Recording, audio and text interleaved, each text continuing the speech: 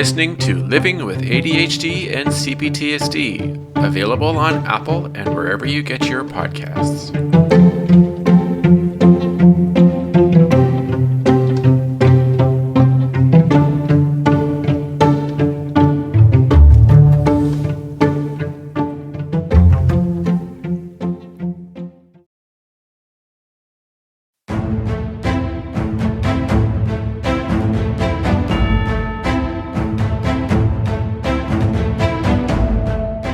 Everybody, and welcome to another episode of Living with ADHD and CPTSD. Today's CPTSD episode, we are going to talk about the 4 F's, which is fight, flight, freeze, and fawn. Something that many of us go through when it comes to complex post-traumatic stress disorder. Now, I'm going to read an article that is written by a psychologist or a psychiatrist. I'm not sure. I believe he is a psychiatrist. Forgive me if I have completely got this wrong. Anyways, he is a MA, Pete Walker. His article is the 4 F's, a trauma typology in complex PTSD. So I'm going to just basically discuss about all the different F responses that we have when it comes to trauma and danger. And then there's some mixtures as well. So bear with me as we get through this, and then I will discuss my own. All right. This paper describes a trauma typology for differentially diagnosing and treating complex post-traumatic stress disorder. This model elaborates 4 basic defensive structures that develop out of our instinctive fight, flight, freeze, and fawn responses to severe abandonment and trauma, heretofore referred to as the 4 F's. Variances in the childhood abuse neglect pattern, birth order, and genetic predispositions result in individuals choosing and specializing in narcissistic fight, obsessive compulsive flight, dissociative freeze, or codependent fawn defenses. Many of my clients have reported that psychoeducation in this model has been motivational, de-shaming, and pragmatically helpful in guiding their recovery. Individuals who experience good enough parenting in childhood arrive in adulthood with a healthy and flexible response repertoire to danger. In the face of real danger, they have appropriate access to all of their 4F choices. Easy access to the fight response ensures good boundaries, healthy assertiveness, and aggressive self-protectiveness if necessary. Untraumatized individuals also easily and appropriately access their flight instinct, and disengage and retreat when confrontation would exacerbate their danger. They also freeze appropriately and give up and quit struggling when further activity or resistance is futile or counterproductive. And finally, they also fawn in a liquid play-space manner and are able to listen, help, and compromise as readily as they assert and express themselves and their needs, rights, and points of view. Those who are repetitively traumatized in childhood, however, often learn to survive by over-relying on the use of 1 or 2 of the 4F responses. Fixation in any one 4F response not only delimits the ability to access all the others, but also severely impairs the individual's ability to relax into an undefended state, circumscribing him in a very narrow, impoverished experience of life. Over time, a habitual 4F defense also serves to distract the individual from the accumulating, unbearable feelings of her current alienation and unresolved past trauma. Complex PTSD as an attachment disorder. Polarization to a fight, flight, freeze, or fawn response is not only the developing child's unconscious attempt to obviate danger, but also a strategy to purchase some illusion or modicum of attachment. All 4 F types are commonly ambivalent about real intimacy because deep relating so easily triggers them into painful emotional flashbacks. Flashback management Emotional flashbacks are instant and sometimes prolonged regressions into the intense, overwhelming feeling states of childhood abuse and neglect. fear, shame, alienation, rage, grief, and or depression. Habituated 4F defenses offer protection against further reabandonment hurts by precluding the type of vulnerable relating that is prone to reinvoke childhood feelings of being attacked, unseen, and unappreciated. Fight types avoid real intimacy by unconsciously alienating others with their angry and controlling demands for the unmet childhood need of unconditional love. Flight types stay perpetually busy and industrious to avoid potentially triggering interactions. Freeze types hide away in their rooms and reveres. And fawn types avoid emotional investment and potential disappointment by barely showing themselves, by hiding their helpful personas, over-listening, over-eliciting, and overdoing for the other, by giving service but never risking real self-exposure and the possibility of deeper level rejection. Here, then, are further descriptions of the 4F defenses with specific recommendations for treatment. All types additionally need and benefit greatly from the multidimensional treatment approach described in the article. And this describes 13 toxic superegoic processes of perfectionism and endangerment that dominates the psyches of the 4F types in varying ways. Okay, here we go. The fight type and the narcissistic defense. Excuse me. Fight types are unconsciously driven by the belief that power and control can create safety, assuage abandonment, and secure love. Children who are spoiled and given insufficient limits, a uniquely painful type of abandonment, and children who are allowed to imitate the bullying of a narcissistic parent may develop a fixated fight response to being triggered. These types learn to respond to their feelings and abandonment with anger and subsequently use contempt, a toxic amalgam of narcissistic rage and disgust, to intimidate and shame others into mirroring them and into acting as extensions of themselves. The entitled fight type commonly uses others as an audience for his incessant monologizing, there we go, excuse me guys, sorry, and may treat a captured freeze or fawn type as a slave or prisoner in a dominance submission relationship. Boy, I'm really struggling with these words. My apologies, people. Especially devolved fight types may become sociopathic, ranging along a continuum that stretches between corrupt politician and vicious criminal. Treatable fight types benefit from being psychoeducated about the prodigious price they pay for controlling others with intimidation. Less injured types are able to see how potential intimates become so afraid and so revengeful of them that they cannot manifest the warmth or real liking the fight types so desperately desires. I have helped a number of fight types understand the following downward spiral of power and alienation. Excessive use of power triggers a fearful emotional withdrawal in the other, which makes the fight type feel even more abandoned and, in turn, more outraged and contemptuous, which then further distances the intimate, which in turn increases their rage and disgust, which creates increasing distance and withholding of warmth and ad infinitum.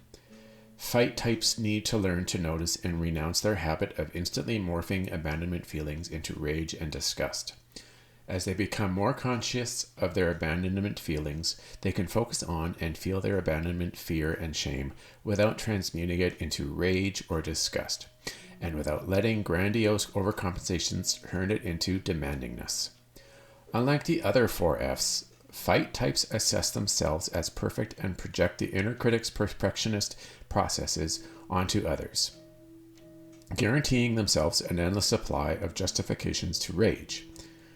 Fight types need to see how their condescending moral high ground position alienates others and perpetuates their present time abandonment. Learning to self-initiated timeouts at the first sign of triggering is an invaluable tool for them to acquire. Timeouts can be used to accurately redirect the lion's share of their hurt feelings into grieving and working through their original abandonment, rather than displacing it destructively onto current intimates. Furthermore, like all 4F fixations, fight types need to become more flexible and adaptable in using the other 4F responses to perceive danger, especially the polar opposites, and complementary fawn response described below. They can learn the empathy response of the fawn position, imagining how it feels to be the other, and in the beginning, fake it until they make it, without real consideration for the other, without reciprocity and dialogically,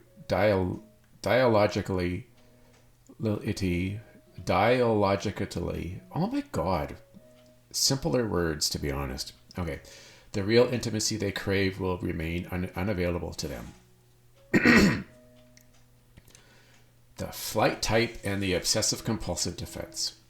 Flight types appear as if their starter button is stuck on the on position. They are obsessively and compulsively driven by the unconscious belief that perfection will make them safe and lovable. As children, flight types respond to their family trauma somewhere along a hyperactive continuum that stretches between the extremes of the driven A student and the ADHD dropout running amok. They relentlessly flee the inner pain of their abandonment and lack of attachment with the symbolic flight of constant busyness. When the obsessive-compulsive flight type is not doing, she is worrying and planning about doing. Flight types are prone to becoming addicted to their own adrenalization, and many recklessly and regularly pursue risky and dangerous activities to keep their adrenaline high going. These types are also as susceptible to stimulating substance addictions as they are to their favorite process addictions, workaholism and busyholism. Severely traumatized flight types may devolve into severe anxiety and panic disorders. Many flight types are so busy trying to stay one step ahead of their plan that introspecting out loud in the therapy hour is the only time they find to take themselves seriously. While psychoeducation is important and essential to all the types, flight types particularly benefit from it. Nowhere is this truer than in the work of learning to deconstruct their over-identification with the perfectionistic demands of their inner critic. Gently and repetitively confronting denial and minimization about the costs of perfectionism is essential, especially with workaholics who often admit their addiction to work, but secretly hold it as a badge of pride and superiority. Deeper work with flight types, as with all types, gradually opens them to grieving their original abandonment and all its concomitant losses. Ego-syntonic crying is an unparalleled tool for shrinking the obsessive perturbations of the critic and for ameliorating the habit of compulsive rushing. As recovery progresses, flight types can acquire a gearbox that allows them to engage life at a variety of speeds, including neutral. Flight types also benefit from using minute meditations to help them identify and deconstruct their habitual running. I teach such clients to sit comfortably, systemically, relax, breathe deeply, and diaphragmatically, and ask themselves questions such as, why is my most important priority right now? Or what is, and when more time is available. What hurt am I running from right now? Can I open my heart to the idea and image of soothing myself in my pain? Finally, there are numerous flight types who exhibit symptoms that may be misperceived as cyclothymic bipolar disorder.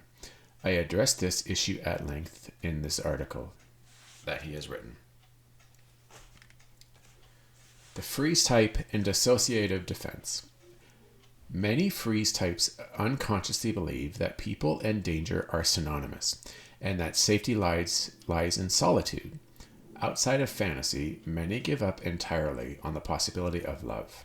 The freeze response, also known as the camouflage response, often triggers the individual into hiding, isolating, and eschewing human contact as much as possible. This type can be so frozen in retreat mode that it seems as if their starter button is stuck in the off position. It is usually the most profoundly abandoned child, the lost child, who is forced to choose and habituate to the freeze response. the most primitive of the 4Fs. Unable to successfully employ fight, flight, or fawn responses, the freeze type's defenses develop around classical dissociation, which allows him to disconnect from experiencing his abandonment pain and protects him from risky social interactions, any of which might trigger feelings of being re-abandoned. Freeze types often present as ADD. They seek refuge and comfort in prolonged bouts of sleep, daydreaming, wishing, and right brain dominant activities like TV, computer, and video games. They master the art of changing the internal channel whenever inner experience becomes uncomfortable. When they are especially traumatized or triggered, they may exhibit a schizoid-like detachment from ordinary reality. There are at least 3 reasons why freeze types are the most difficult 4F defense to treat. First, their positive relational experiences are few, if any, and they are therefore extremely reluctant to enter the relationship of therapy. Moreover, those who manage to overcome this reluctance often spook easily and quickly terminate. Second, they are harder to psychoeducate about trauma basis of their complaints because, like many fight types, they are unconscious of their fear and their torturous inner critic. Also, like the fight type, the freeze type tends to project the perfectionistic demands of the critic onto others rather than the self, and uses the imperfections of others as justification for isolation. The critic's process of perfectionism and endangerment, extremely unconscious in freeze types, must be made conscious and deconstructed as described in detail in my aforementioned article on shrinking the inner critic. Third, even more than workaholic flight types, freeze types are in denial about the life-narrowing consequences of their singular adaptation. Because the freeze response is on a continuum that ends with the collapse response, the extreme abandonment of consciousness seen in prey animals about to be killed, many appear to be able to self-medicate by releasing the internal opioids that the animal brain is programmed to release when danger is so great that death seems imminent. The opioid production of the collapse or extreme freeze response can only take the individual so far, however, and these types are therefore prone to sedating substance addictions. Many self-medicating types are often drawn to marijuana and narcotics, while others may gravitate towards ever-escalating regimes of antidepressants and anxiolytics. Moreover, when they are especially unremediated and unattached, they can devolve into increasing depression and, worst-case scenarios, into the kind of mental illness described in the book I Never Promised You a Rose Garden. Okay, I'm going to take a break, and then when I come back, we will continue with this article and a discussion of the 4Fs.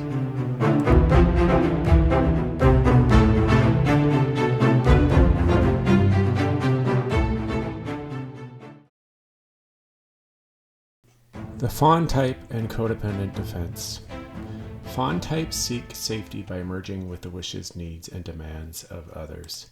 They act as if they unconsciously believe that the price of admission to any relationship is the forfeiture of all their needs, rights, preferences, and boundaries.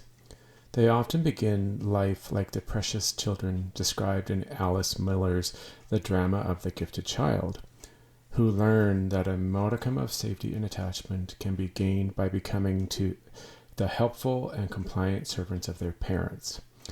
They are usually the children of at least one narcissistic parent who uses contempt to press them into service, scaring and shaming them out of developing a healthy sense of self, an egoic locus of self-protection, self-care, and self-compassion. This dynamic is explored at length in his East Bay Therapist article from February 2003, Codependency, Trauma, and the Fawn Response. Go to petewalker.com to check it out. Fawn types typically respond well to being psychoeducated in this model. This is especially true when the therapist persists in helping them recognize and renounce the repetition compulsion that draws them to narcissistic types who exploit them. Therapy also naturally helps them to shrink their characteristic listening defense as they are guided to widen and deepen their self-expression. I have seen numerous inveterate codependents finally progress in their assertiveness and boundary making work when they finally got that even the thought of expressing a preference or need triggers an emotional flashback of such intensity that they completely dissociate from their knowledge and ability to express what they want. Role-playing assertiveness in session and attending to this stultifying inner critic processes its triggers helps the codependent build a healthy ego. This is especially true when the therapist interprets witnesses and validates how the individual as a child was forced to put to death so much of her individual self. Grieving these losses further potentiates the developing ego. Trauma hybrids. There are, of course, few pure types. Most trauma survivors are hybrids of the 4Fs. There are, for instance, 3 subsets of the Fawn type. The fawn fight, the smothering mother type, who can coercively or manipulatively takes care of others, whose mother loves them into conforming with her view of who they should be. The fawn flight type, who workaholically makes herself useful to others, the model secretary, in the vein of her favorite role model, Mother Teresa. And the fawn freeze type, who numbingly surrenders herself to scapegoating or to a narcissistic's needs to have a target for his rageaholic releases, the classic domestic violence victim. Space in this article only allows for the description of 2 other common hybrids, the fight fawn and the flight freeze. The fight fawn, perhaps the most relational hybrid, the most susceptible to love addiction, combines 2 opposite but magnetically attracting polarities of relational style, narcissism and codependence. This defense is sometimes misdiagnosed as borderline because the individual's flashbacks trigger a panicky sense of abandonment and a desperation for love that causes her to dramatically split back and forth between fighting and clawing for love and cunningly or flatteringly groveling for it. This type of difference than the fawn fight in that the narcissistic defense is typically more in ascendancy. The fight-fawn hybrid is also distinct from a more common condition where an individual acts like a fight type in one relationship while fawning in another. The archetypal hen-pecked husband who is a tyrant at work, and from the many nice, mildly codependent people who have critical masses where they will eventually get fed up and blow up about injustice and exploitation. The borderline-like fight-fawn type, however, may dramatically vacillate back and forth between these 2 styles many times in a single interaction. The flight-freeze type is the least relational and most schizoid hybrid. This type avoids his feelings and potential relationship re-traumatization with an obsessive-compulsive, dissociative 2-step that severely narrows his existence. The flight-freeze cul-de-sac is more common among men, especially those traumatized for being vulnerable in childhood, and those who subsequently learned to seek safety in isolation or intimacy-light relationships. Many non-alpha type males gravitate to the combination of flight and freeze defensiveness, stereotypical of the information technology nerd. The computer addict who workaholically focuses for long periods of time and then drifts off dissociatively into computer games. Many sex addicts also combine flight and freeze in a compulsive pursuit of a sexual pseudo-intimacy. When in flight mode, they obsessively scheme to get sex and or compulsively pursue and or engage in it. When in freeze mode, they drift off into a right-brain sexual fantasy world that is often fueled by an addictive use of pornography and even during real-time sexual interaction. They often engage more with their idolized fantasy partners than with their actual partner. Self-assessment. Readers may find it informative to self-assess their own hierarchical use of the 4F responses. They can try to determine their dominant type and hybrid and think about what percentage of their time is spent in each type of 4F activity. Finally, all 4Fs progressively recover from the multidimensional wounding of complex PTSD as mindfulness of learned trauma dynamics increases, as the critic shrinks, as association decreases, as childhood losses are effectively grieved, as the healthy ego matures into a user-friendly manager of the psyche, as the life narrative becomes more ego-syntonic, as emotional vulnerability creates authentic experiences of intimacy, and as good enough safe attachments are attained.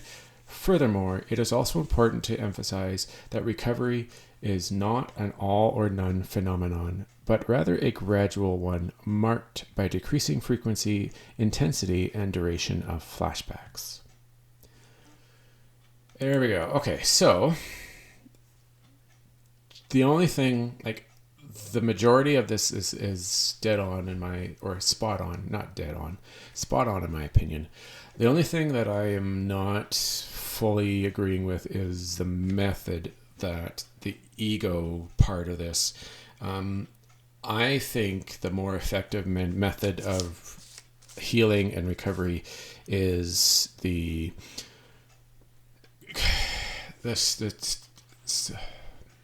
structural dissociation theory.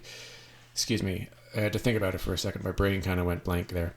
That's, in my opinion, is a more effective and more positive way of healing from complex PTSD, because you have a part. The ego is a part, and you don't want to tell this part that it's wrong, that it's incorrect, that its thinking and that its beliefs are wrong. You want to show this part that the life that you have today is safe and secure, and that his purpose in your life was to protect you and keep you out of danger, and he's done that, and that you thank him for his work, and that he is no longer required to protect you, you as the adult can do that protecting on your own.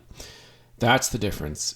I don't fully agree with the whole ego part of this when it comes to therapy work, but everybody has their own opinions, of course, so that's just up to you, I guess. But I think that doing the structural dissociation theory method is a much more effective and much more healthier way of doing your work and recovering from the trauma.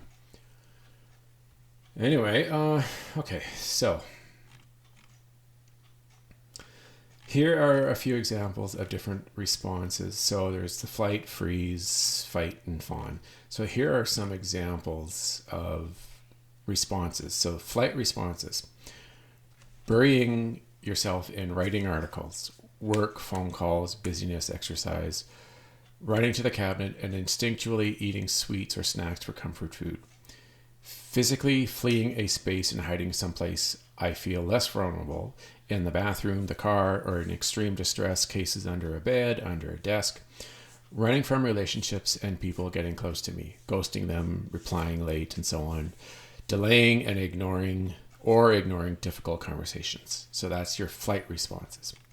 Freeze responses: getting stuck watching TV but not absorbing what's happening, not being able to say anything, to do something with someone I am in conflict with, being afraid to do anything other than my exactly normal routine because I am frozen into a low-risk maintenance state, getting stuck in a physical position I do not intend to for extended periods of time, being passive, having no emotions, feeling voiceless, feeling overwhelmed but immobile, dissociating, experiencing derealization and depersonalization. Fight responses: yelling at someone, feeling adrenaline race through my body, wanting to crush, smash, destroy, slam, picking fights with people or imagining conflict which keeps them from getting close with me, insulting other people, trying to dominate or control other people. Fawn responses: obsessively studying other people's interests so I can be useful to them, hoping to get people to like me so they won't hurt me, trying to be an excellent gift giver, anticipating others' needs in advance, being subservient when I am frightened, dressing in ways that I think will make me most appealing or acceptable to others, or will most allow me to have power over them. And then performing social duties that I understand to be ideal or safe relating to my social roles. All right. So, yeah, like we all have normal, like a neurotypical who doesn't have CPTSD or trauma related injuries from childhood or adolescence. We all have proper flight fight responses. We also can have freeze and fawn responses as well. But our brain and our lives with our history is healthy enough that we are able to recover and continue on in our day to day. Now, remember how I spoke in an article, I think it was 1 or 2 shows earlier, where I was discussing how there's the window of tolerance. So, yeah, that was a couple episodes ago, where you have hyper and hypoarousal. So you go up and down, and if you suddenly get a certain situation that is alarming to you, that you can go in a kind of like a wave. So you get the hyper arousal and then the hypoarousal, but you don't touch the edges of the window. You're in the middle, and then you're able to recover and settle in and back to a normal state. Whereas people with CPTSD often go past that window and stay up there in an on switch for a length of time, and then go all the way down to the opposite into an off switch for a length of time, like dissociating, rage, like supervigilance. So it works in with that. And like I said, a person who is healthy, no signs of trauma from their past, can go into a wave like kind of situation, but then they are able to, once the situation has passed, that they're able to recover and go back to the typical day, and not have any trauma or any flashbacks to that situation. Someone who, of course, has CPTSD and gets flashbacks and triggers, they're going to, every time they have a situation like that, they're going to get triggered, and they're going to stay out of that window of tolerance, and they're going to have, and it's going to take them a very long time and do a lot of self-work to recover and try to feel normal. But they're going to have flashbacks whenever something that reminds them of the situation that just occurred appears in them, and either in a verbal or a audio way, a visual or touch, or sensation. There's all the different ways that it can reconnect and re-trigger them, and feeling that flashback to that trauma. So that is something that is very normal. And if you're dealing with a therapist, you can discuss that with them, both the window of tolerance and the 4 Fs, the flight, fight, freeze, and fawn responses with CPTSD. Now, myself, when I've been looking at these kind of the 4 Fs, and my 2 that I have a tendency to deal with is the freeze and the fawn response. Now, I would say the majority, it's hard to necessarily have an overwhelming majority. They're pretty close to even. Like I do often have a freeze situation where I'm spacing out, I isolate, I'm dissociating, brain fog. I have difficulties making decisions when I'm overwhelmed and I'm triggered, or I'm melting down from like the autism. And I also have situations where I am kind of, like you could say, a people pleaser.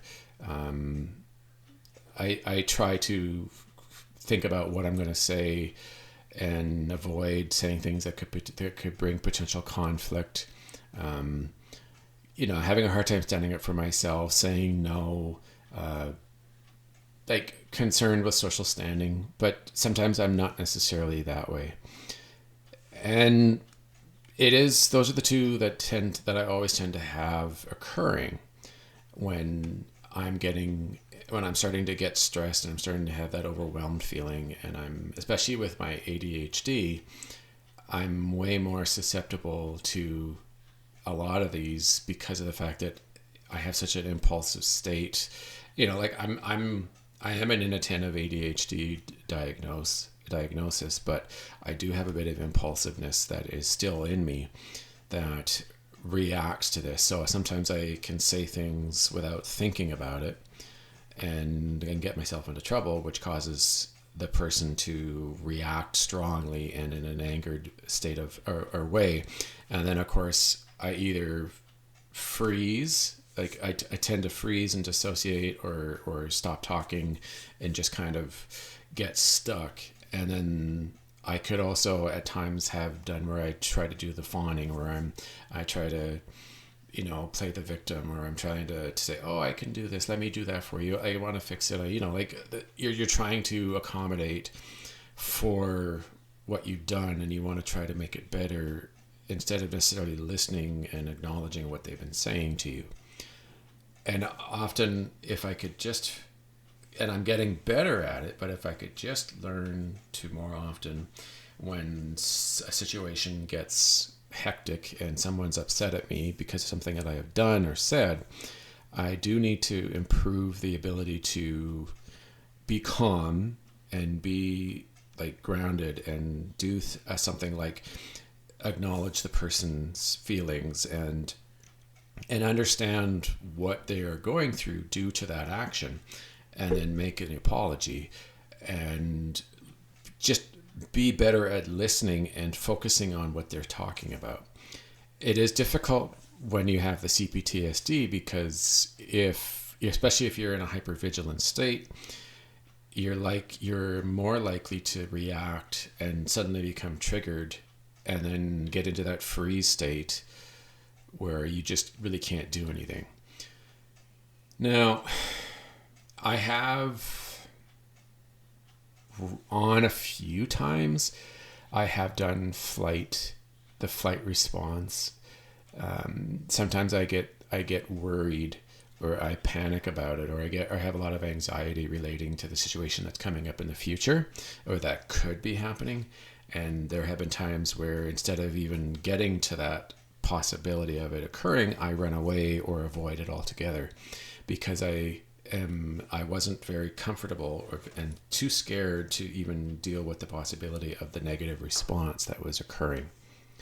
And unfortunately, that's definitely not something that you want to happen, of course, because that's another sign of trauma and being triggered and then getting blended with your system. So, when I'm looking at these different responses, like the freeze responses, it's very true. I was reading the ones like watching the TV and not absorbing anything. That is actually something that I have had happen a lot. I will like turn on the movie, or I'm turning on a TV show, and it's strange, but it's just like the TV show will end, and I literally really have no memory of that episode. Like I don't remember anything about it. You're going, oh, it's over, and then you go, I don't remember anything about that episode. And you kind of think about it and you sit there and you go, that's odd. And it's because I dissociated, I'm zoning out. I'm not really paying attention. And that was something that has been quite common. It does occasionally happen still.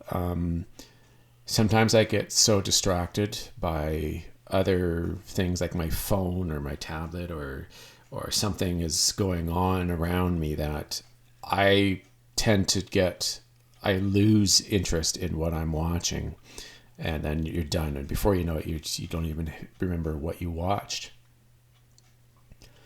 Let's see, not being able to say anything. Okay. Yeah, that sometimes occurs where I'm not able to say or do something with someone I'm in conflict with because you want to avoid any possible anger or frustration from that person.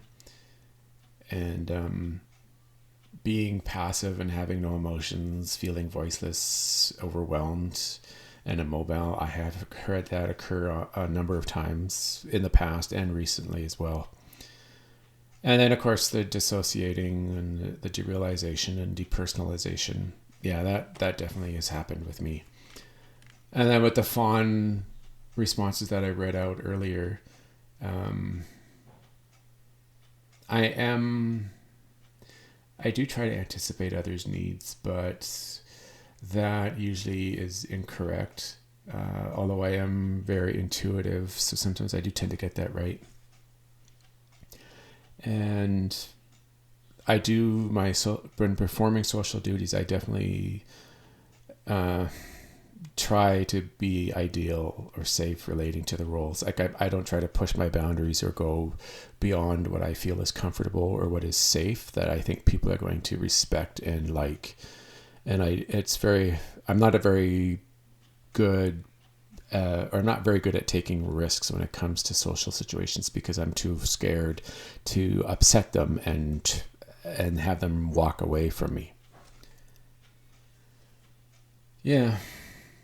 So if any of you I'm going to put the two articles that I have read here, I'm going to put on my episode in the main screen or main area of the information on it. If you're not as familiar with this and you definitely want to take a look, I definitely recommend you read the article yourself as well.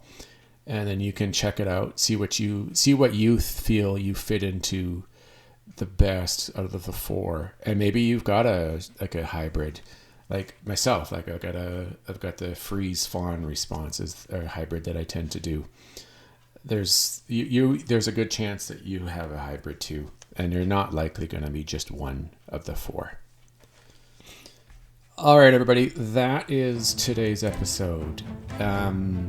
This was an interesting article, and I have briefly discussed this earlier, but today was a good time to focus solely on the 4Fs, the fight, flight, freeze, and fawn responses in a triggered state with CPTSD.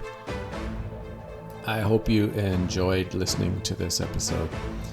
If you would like to contact me, if you have any comments, suggestions, or if you just want to say hello, you can reach me on Twitter. My handle is @ADHD and CPTSD.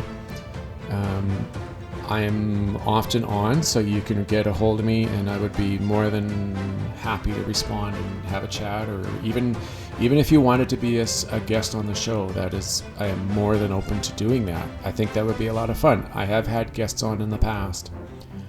My website is www.livingwithadhdandcptsd.ca. Please check it out. There's a lot of valuable information, and all my past episodes are on there.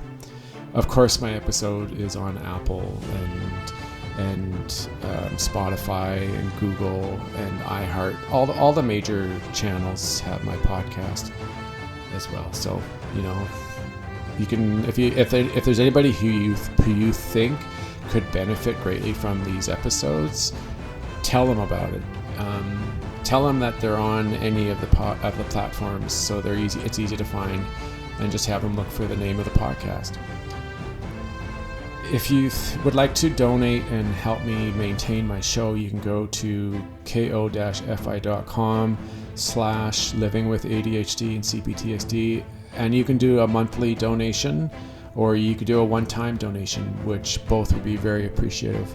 And if you really like this show and you really think it's benefiting yourself, or you think it could benefit others, let them know. Show them the show. Have them listen to some episodes, and I think they really would like the show. I've got a lot of people who are big fans of this show and really find my episodes and my podcast very informative and very helpful. Okay, that's it for today. I will talk to you guys next week. Have fun, guys. Bye.